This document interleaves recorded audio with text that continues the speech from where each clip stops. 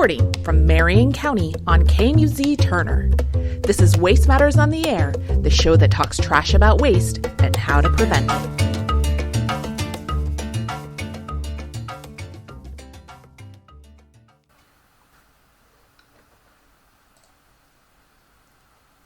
Good afternoon, everybody.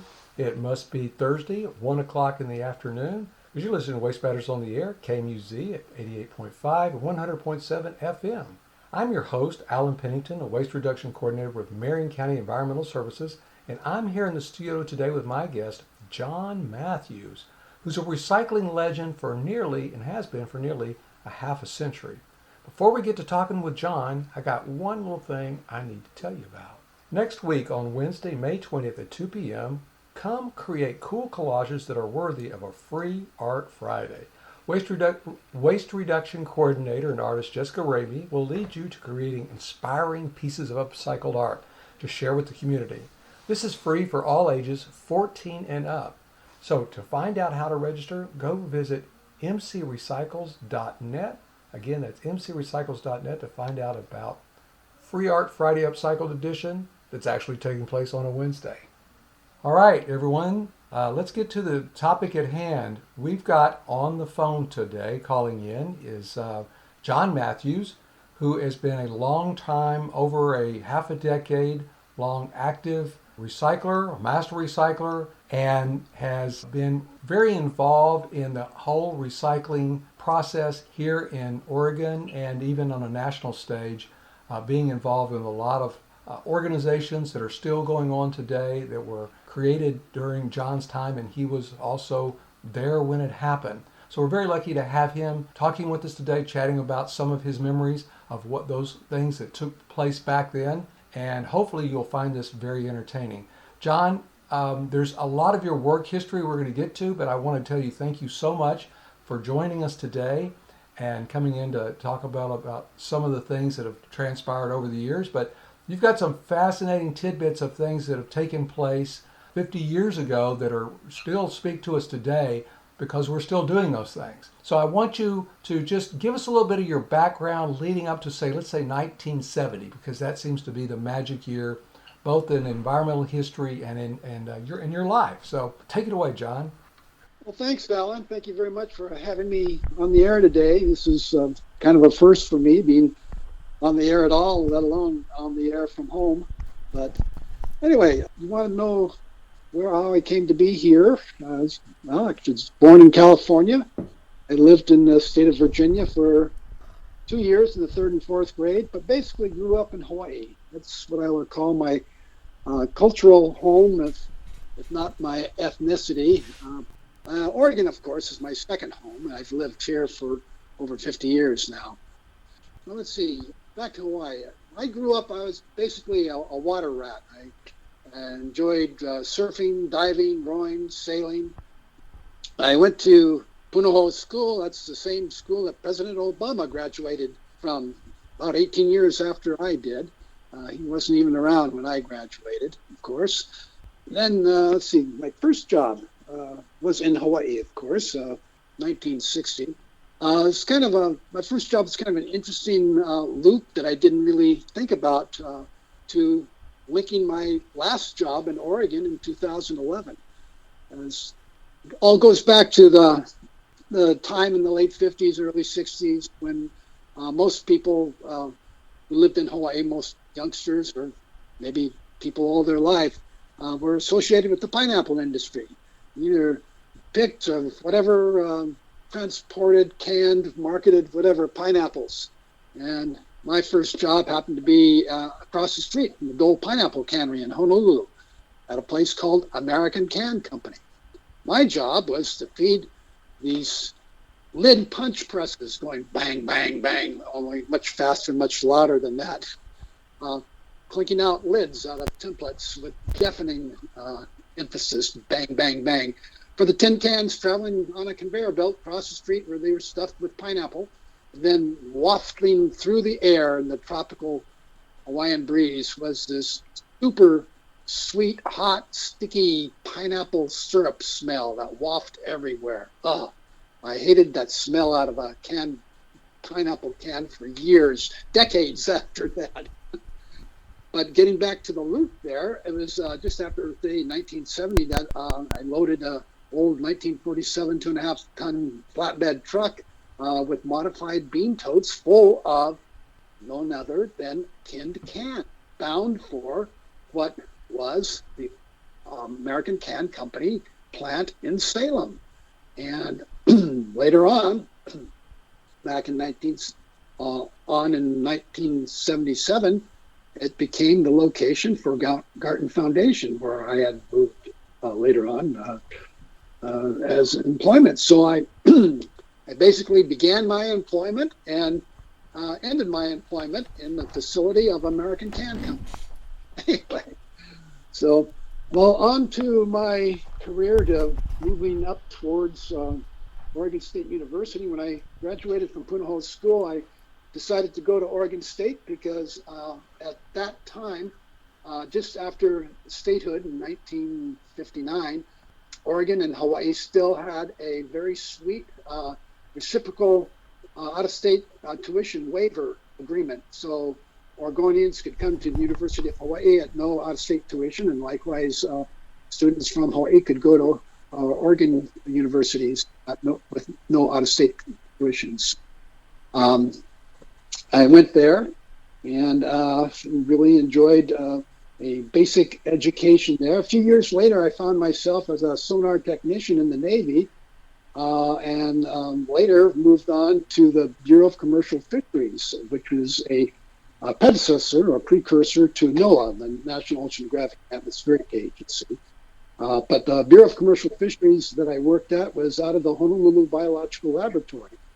And I was an oceanographic technician, also happened to have the duty of the chief seagoing scientist on aboard the oceanographic research vessel Townsend Cromwell. Boy, that sounds like a lot of fun, John. I can't imagine very many people have had those opportunities, but what I'd like you to do now is you kind of got us up through your seminal point of being a wide-eyed kid that's really already had some great experiences. You're already a young man.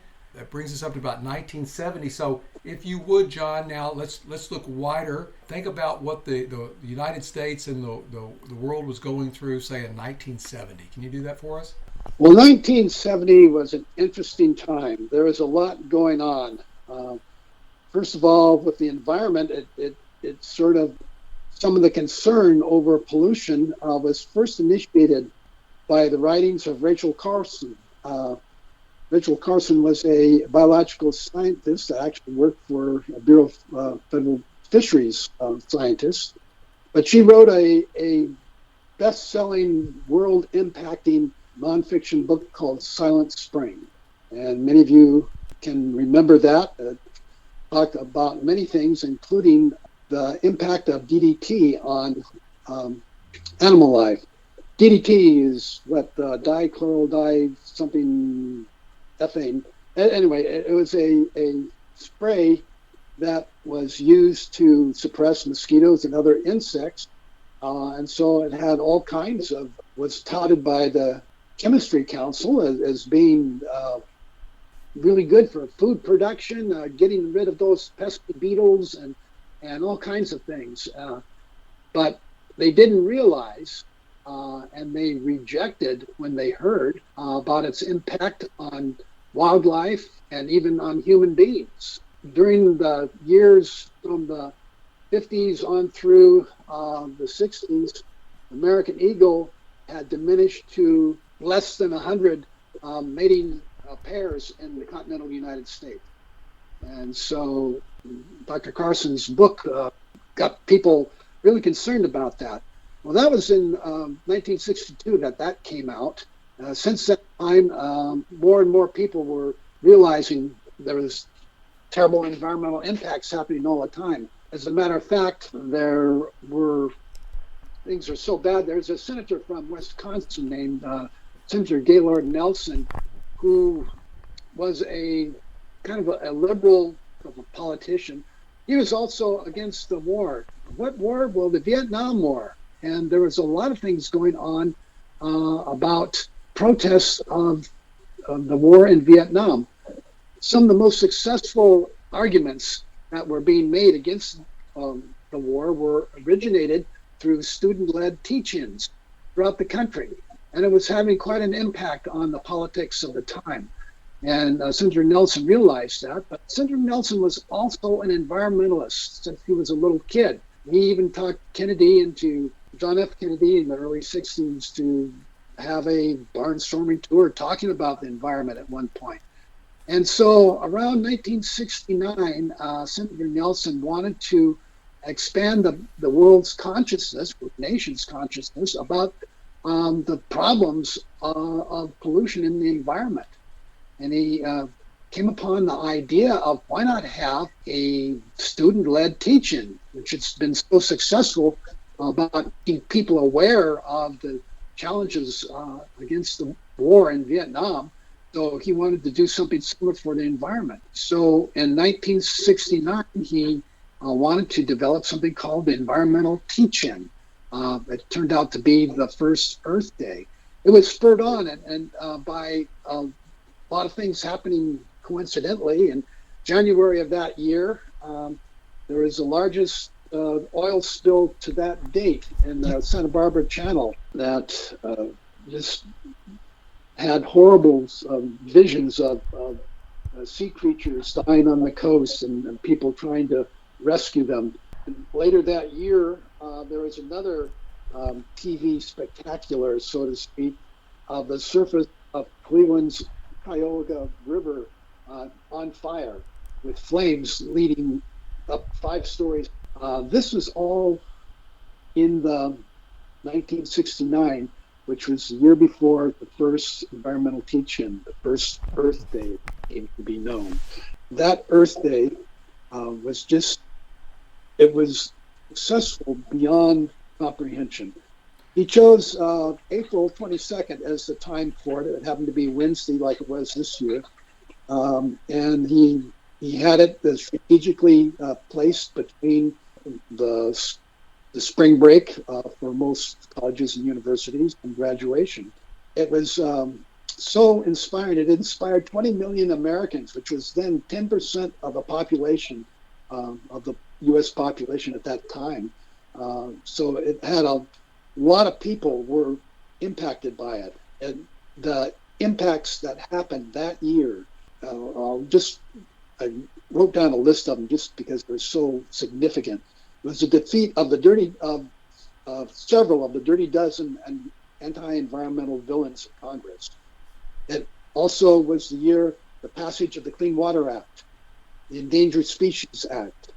It was the year of the establishment of the Environmental Protection Agency and NOAA, National Atmospheric and Oceanic Administration. The banning of DDT, removal of lead from gasoline, the Toxic Substances Control Act, and Marine Mammal Protection Act. These all were a spin-off of the environmental awareness that was projected by Earth Day of 1970. It basically transformed the American political scene more than any other governmental action, with possible exception up then of Roosevelt's New Deal. That was the setting that was happening. And so I happened to be at Oregon State University at that time, working on a master's in marine anthropology. I had a part-time job with the Department of Oceanography as a diver for them. And then along came Earth Day, and the local honors school, which I unfortunately was not a member of, but I helped. It was a community organization that formed a group called Eco Alliance, which was both townies from Corvallis and students from Oregon State University putting together the Oregon State University Corvallis version of Earth Day of 1970. So, John, when you guys were doing that, was there any kind of national coordination? Were you guys all checking in? Like for example, we were going to be celebrating the 50th anniversary of Earth Day this year nationally, and the 20th time, or the 20th year here in Oregon, or in Salem anyway. But but there were all sorts of national organizations trying to like give themes and some ideas and trying to pull people together. Was there anything like that at the time? Yeah, there were a lot of environmental organizations. As a matter of fact, this was probably really neat because more than up to recently, it involved not only the college-educated folks, and folks that were, had been camping and hiking and all that throughout their days, but it involved people of less economic means that lived in these cities where there's a huge amount of pollution, and so there was all kinds of people and groups getting involved with this, from the traditional things like Sierra Club and those type of groups, to groups that were concerned about people's welfare and health and pollution. So there were many people getting involved. The coordination was relatively loose. Senator Nelson hired a guy named Dennis Hayes, who helped bring it with about 70 other individuals, organize this on literally thousands of university colleges and campuses that, of course, spilled over into the communities on purpose, but really successfully. And in Corvallis, it was much the same. Oregon State University, the honors school said, hey, we want to do this. And other places, it was a local high school or junior high school or elementary school that convinced their principals to, hey, we want to do this too. We heard about this. There's going to be a teach-in. So it was an incentive. Dennis Hayes had a lot of ideas he put out for people to pick up, but there was no overall coordination. I mean, how could you coordinate a worldwide event in less than 1 year's time to have it go so far? So it was an idea that had a few, idea to talk about how to do something for the world that we live. Dennis Hayes and his group, that was put together by Senator Nelson, all came up and they did it on their own. Yeah, and what's crazy, John, as you think about today, it's fairly easy to reach out, around the world, with mass communication, Twitter, Facebook, whatever, Instagram. But back then it was much more clunky. But it's pretty cool that all that came together. But I just want to put in, if you just tuned in, you're listening to Waste Matters on the Air, KMUZ at 88.5 and 100.7. I'm Alan Pennington. I'm speaking with master recycler and legendary environmentalist John Matthews about some of the early days of both Earth Day and some other things we're going to get into I think you're going to find interesting. So John, all this stuff is going around the country. So what was happening at OSU on that day, on April 22nd, 1970, that you were involved with? Well, April 22nd of 1970 was a Wednesday, and we elected at the suggestion of the national people talking about it to have it a week-long celebration event. And so we had various movies, educational things. A lot of different groups were talking about environment.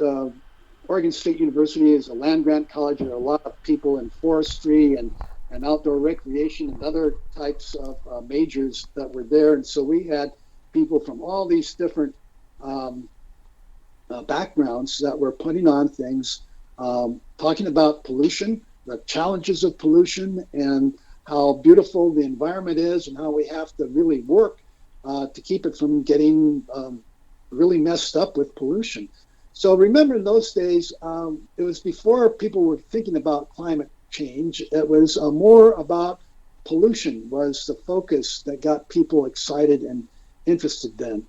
And so I was just a student on campus, and with my background and growing up in Hawaii and being close to the aquatic environment or oceanic environment, and that was part of my career up to that point, it seemed like, gee, I can support this. I want to do something. So I was able to find a lot of different movies talking about population control and pollution and that sort of thing.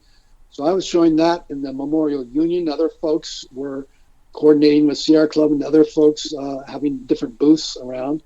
But one of the suggestions that was put out by the folks nationally was, why not do something on recycling? Well, why recycling? Well, because recycling is something that can really affect people. It's kind of an interesting thing.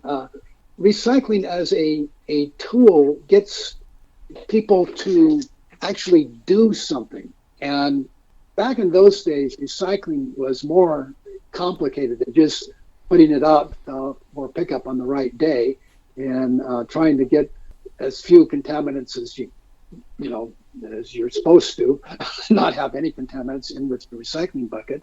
You had to properly prepare each of the different kinds of things that were being recycled and keep them separate in different boxes or paper bags or whatever, and bring them into your recycling depot. By different stuff, I mean like tin cans have to be separate from aluminum cans. The paper labels have to be removed because the paper got in the way of the detinning process, which was a chemical process. You took a tin can and went up into a lye solution to take the tin plate off the steel can. And paper would get in the way of that chemical process to remove the metallic tin from the surface of the steel. And so paper was a bad contaminant, just like tape and other stickies on paper was a severe contaminant because the paper mills had no way of dealing with those stickies. From the trees and stuff like that, they figured out how to deal with lignin and all the other paper stuff that or stuff associated with paper they didn't want, but they didn't have this tape they had to deal with. Then aluminum rings popular for all us college students. The cheap wines were drinking in those days and had the twist off tops, but it left that aluminum rings on there still. And aluminum or any metal mixed in with the glass, when you recycled the glass, it was crushed up and remelted. That aluminum would cause a flaw in the glass and cause whatever new bottle or container was being manufactured to break because it had that flaw in it. So that was a nuisance. So we had to do all those things until something happened later on that I can talk about later, where industry could retool. But anyways, so all that doing was a physical action that required you to think about it, and it required a connection with your muscular activity, kind of a neurokinetic muscular memory function. It's kind of like brushing your teeth. Once you get in the habit of that, if you stop doing it for some reason, you don't feel right. If you go somewhere and you forgot your toothbrush and you get up in the morning and, there's something wrong. It's the same thing with recycling. You get used to taking the paper off those and flattening those tin cans. And if you can't do it, you just feel something's missing, something's not right. So we had a lot of Oregonians in those days that were doing all that stuff, and you go to California or some other place where you didn't have the recycling, or out in the rural part of the state maybe, and you just felt, there's something wrong, I'm not doing things right. So anyway, so back to the idea of recycling is a great teaching tool. It was more than that. It was a seditious strategy to get people hooked on recycling. So that's why a lot of us at the Eco Alliance and Oregon State University campus got involved with recycling, as did I.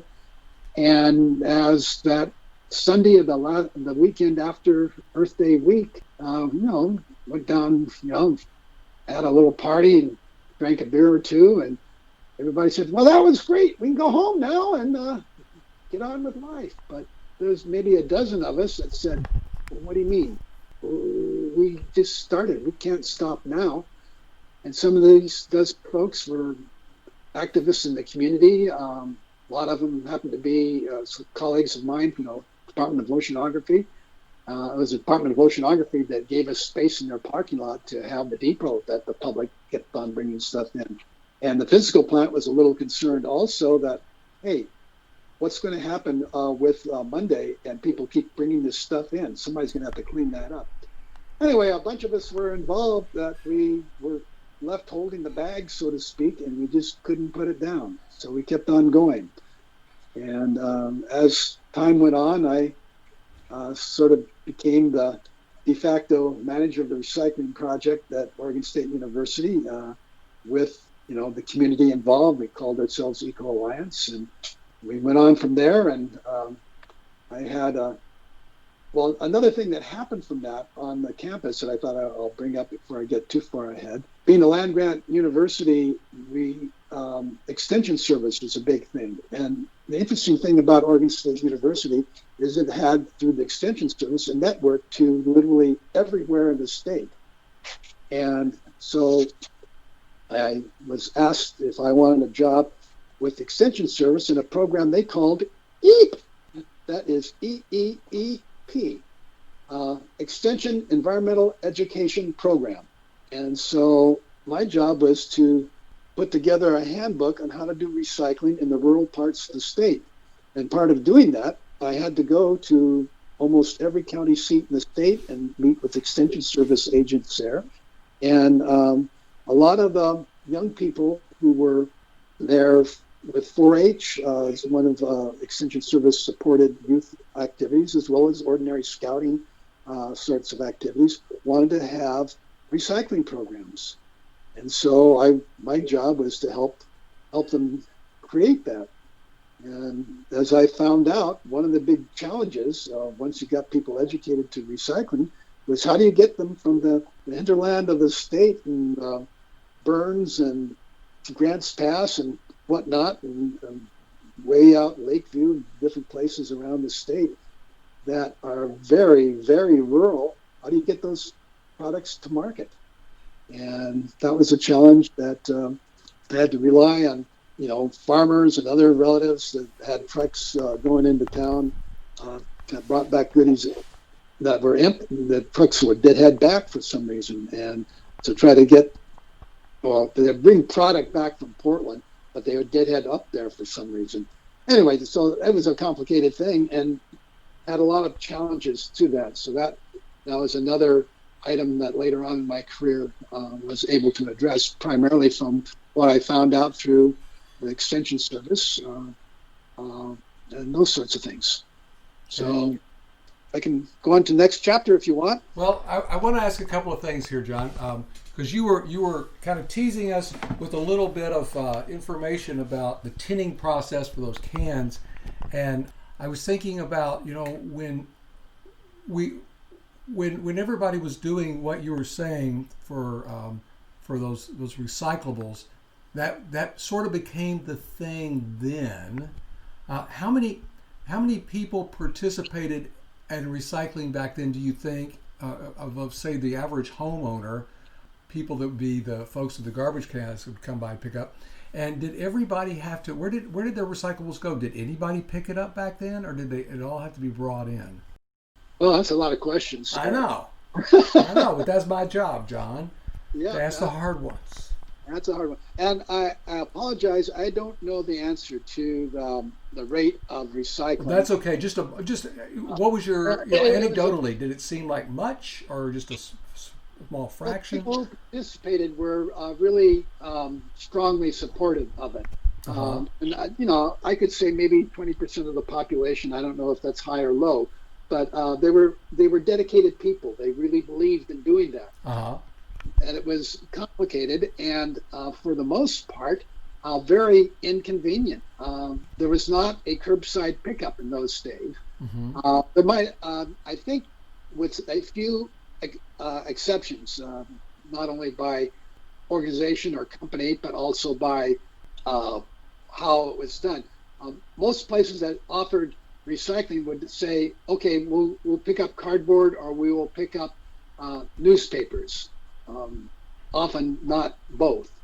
There were a few folks that were not ordinary garbage companies, but specialized garbage companies that would offer recycling, and trucks would go down the street with, what did I say, anywhere from 4 to 7 or 8 different categories of materials they had to have separate containers for on board the truck.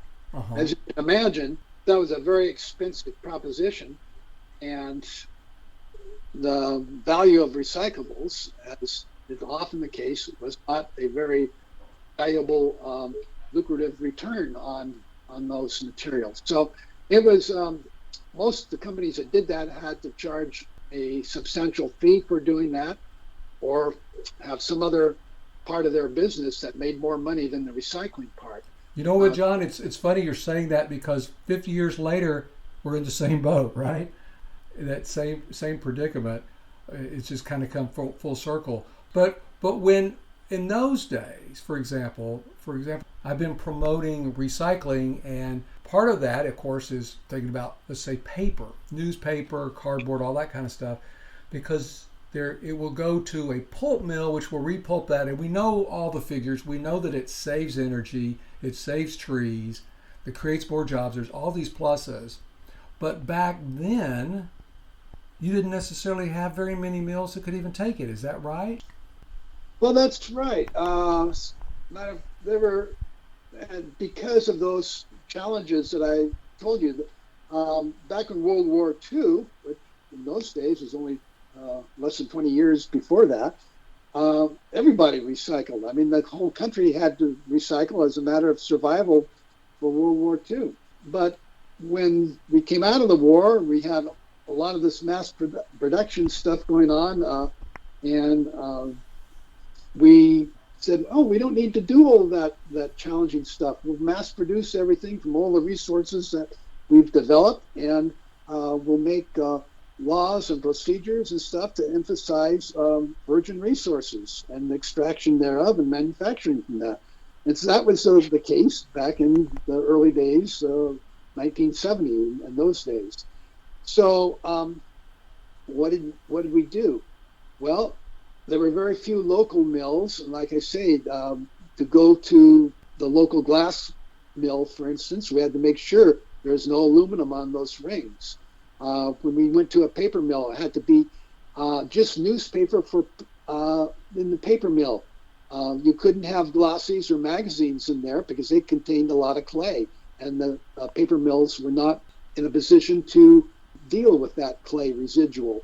So, yeah, you could take stuff to mills if you had it super clean and very segregated as to type of material. And sometimes those mills would say, well, I don't really need that much. And so recycling was kind of a boom and bust sort of a thing. I mean, like any scrap sort of a thing, if the prices went down, if you were a recycling dealer, you just hung a sign on the front door, said, closed, gone fishing, see you when the price gets better. And that was the way it went. So what did you do? Well, we wanted, and we exported some of that when we couldn't find local markets. And so, as many people have heard about exporting stuff, early in my recycling career, when I was working for recycling businesses or had initiated the same for myself, we exported a lot of that material. We, for instance, we were going, a lot of newspapers were going over to the Philippines back in those days. Mm-hmm.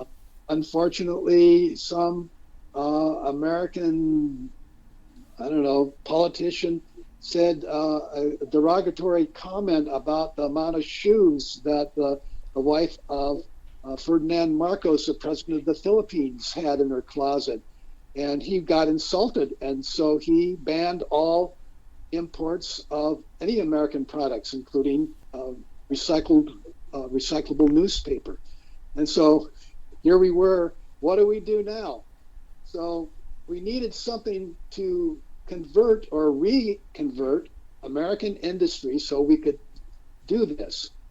Well, interestingly enough, there was early, back in those days, we had a guy named Tom McCall. He was kind of an oxymoron of a politician. He was a liberal Republican. People don't believe me when I put those two words together, but a lot of politicians in Oregon in those days were, and around the country, didn't necessarily have the same designation as they do today and what they believe in. But Thom McCall was a fisherman by nature, and he was abhorred by the pollution in the Willamette River. So he decided to do something about it when he was governor. He decided, we're going to do something about this point source solution. A lot of it was coming from industry. That was important for jobs in Oregon, and he knew that, being a good Republican. But he also was a fisherman, and he didn't like the pollution. He felt that was unnecessary. So he said, I'm going to fine you guys big time, industry, if you don't clean up your act. But I also will give you a little carrot on the other end of the stick in one hand and carrot in the other. The carrot would be what's called a pollution control tax credit. And Thom McCall's administration used that strategy to the carrot and the stick approach for Oregon industry to clean up the water pollution, saying, here's a tax credit for the equipment that you have to put in to clean it up. But if you don't do it, you're going to get one heck of a big fine. So it worked. Later on, when we were contemplating, well, what are we going to do? Why can't Oregon mills recycle more? We said, well, why don't we use that pollution control tax credit idea? Well, it didn't really fit. You couldn't really fine a mill for not recycling. That was kind of difficult to do and was not totally that popular, even though that we wanted to have recycling. But certainly the idea of a pollution control tax credit made sense because, as all recyclers know today, thanks to master recycling classes, that it takes a lot less energy using secondary feedstock than from stuff that has to be refined from the virgin feedstock. Whether you're talking about minerals from bauxite and aluminum to removing the lignin from a lot of the paper fiber so you can make a nice cellulose-based paper product, and so forth and so on. So, wow, that made a lot of sense. We can retool and then save money in our manufacturing process and not have as much pollution from that other waste from refining raw materials, or we can avoid the energy consumed in that making the material from virgin resources.